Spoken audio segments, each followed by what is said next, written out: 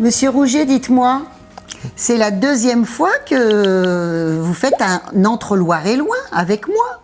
Et oui, ça c'est merveilleux de pouvoir vous retrouver, Madame Banteau, parce que dans un lieu exceptionnel. Oui, c'est ça, c'est un lieu exceptionnel, amis d'Entre Loire et Loin. On est à la médiathèque de Montargis et il y a un travail formidable qui a été fait. Vous pouvez venir voir cette exposition jusqu'au 30 août prochain. C'est une exposition intitulée Photofolies. Et Photofolies, eh bien, ça a été créé autour du travail de Michel Rouget, ce photographe fan de chansons françaises, fan de chanteurs et de chanteuses, fan d'hommes et de femmes, fan d'humains. Ça te va comme définition? Ça me va très bien. Hein? Et ça, de 1965 à 2025, donc ça fait très peu de temps. Et je dois dire que Hervé Mauplot, le responsable de cette médiathèque, a mis beaucoup d'âme pour faire cette exposition. C'est ça. Et j'en suis ravi. C'est merci à Montargis, merci à la médiathèque de cette reconnaissance. Et ça fait plaisir, ça touche le cœur.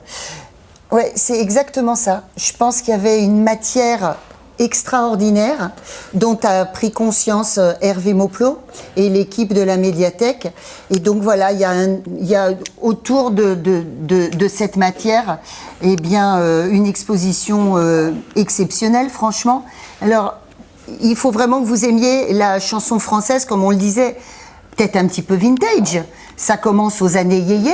Michel, il avait 20 ans dans les années yéyé. Et puis ça va, tu dis 25, t'exagères, pas jusqu'à 2025. Ah bah 2025, les dernières photos que j'ai faites, c'est Pierre Perret et Charlélie Couture. D'accord, et elles sont là? Et elles sont là, oui, on a une de Charlélie et Pierre Perret également. D'accord, mais c'est vrai que ce que vous allez aimer ici, c'est la photographie des années 70, 80, 90, et puis surtout beaucoup de photos de scène qui ont été prises sur la grande scène des Francopholies, et c'est pour ça que ça s'appelle Photofolies, c'est ça? Ben oui, j'ai beaucoup travaillé sur les Francopholies grâce à Jean-Louis Foulquier, et après dans les émissions de Jean-Louis Foulquier à France Inter, il y avait Patrick Sébastien qui venait faire des imitations. Après je me suis retrouvé durant quelques temps photographe de plateau de Sébastien.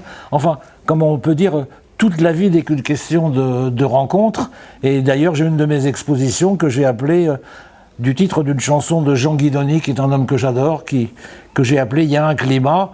C'est un peu un titre qu'on pourrait donner aujourd'hui pour notre pays. Il y a un climat, une drôle de vie. Alors, c'est quoi l'identité de la prise de vue de Michel Rouget? C'est l'instantané? Ah, Michel Rouget, c'est l'instant T, oui, bien sûr, et c'est surtout quand je réussissais à rentrer un petit peu j'ai réussi à rentrer dans les familles, bien involontairement, parce que je n'ai jamais été le concurrent des artistes, je suis pas leur concurrent, je suis là pour les mettre en valeur, donc a priori, avec l'appareil photo, on est toujours bien reçu, et moi, j'ai pas eu de problème. Quelques paparazzi ont eu des soucis, mais moi j'ai pas eu de problème, car j'amenais mes films en bande, à cette époque-là c'était des diapositives, les j'amenais en bande à certains artistes exigeants, à qui je donnais une paire de ciseaux, et on partait d'un principe, ce qui est coupé, ben, on diffuse pas, le reste, on fait ce qu'on veut. Les meilleurs souvenirs de cet homme, ils sont multiples, mais donne-nous-en quelques-uns, Michel. Alors, mon plus beau souvenir, alors comme disait Jean-Louis Larmichette, je vais me mettre par Larmichetter, c'était avec Gilbert Montagnier, un de mes plus beaux souvenirs. J'étais sur le côté de la scène de l'Olympia et Gilbert sortait de scène, évidemment. Il cogne sur moi, il me touche, comme ça il me dit « Mais tu es là, Michel, oh, j'espère que j'ai été suffisamment bon pour que tu fasses de belles images. » Chapeau, monsieur Montagnier. Chapeau. Super. Voilà. Et ici, je suis ravi parce qu'on est dans un endroit très moderne où il y a plein où les photos sont mises en valeur. Franchement. Est-ce que Michel a eu la surprise du résultat ou est-ce que tu as suivi l'élaboration de cette exposition? Nous avons beaucoup travaillé ensemble et fait plusieurs réunions en choisissant les photos, et grâce à M. Mauplot et son équipe, mes photos sont classées maintenant et numérotées, ce qui n'existait pas avant. Mais par contre, le résultat final, je l'ai découvert la veille de l'ouverture, voilà, et quand j'ai vu les photos à l'extérieur, avec un monsieur une échelle qui paraissait tout petit à côté des photos, j'ai fait oh là là, merci, merci, quelle belle reconnaissance. La reconnaissance d'une vie, c'est mon expo d'une vie, voilà, qui représente aussi le livre que j'ai écrit en 2020, Parcours d'un petit gars du 17e, que l'on retrouve à la médiathèque de Montargis, ainsi qu'un magnifique nouvelle sur Aristide Bruand, dont une amie très chère m'a donné, s'est donné beaucoup de balles et m'a énormément aidé pour réussir sur le plan historique. Mais alors, je vous rassure, Michel Rouget n'a pas photographié Aristide Bruand. Voilà, il est vieux, mais pas si vieux que ça. Ah non. Mais Aristide Bruand a fait un chemin à Paris qui est exactement le même, mais il l'a fait un siècle avant moi. Voilà, c'est ça. Quoi d'autre? Moi, j'ai aimé la petite invention de la table de maquillage d'artistes que vous retrouverez dans cette exposition, avec plein de petites photos de souvenirs autour, et puis vous savez, les petites ampoules, et puis de quoi se maquiller, de quoi se démaquiller, comme quand on est artiste. Et puis, comme dit Michel, évidemment, les grandes photos à l'extérieur de la médiathèque donnent vraiment envie de rentrer. Tout ça, ça se passe au premier étage.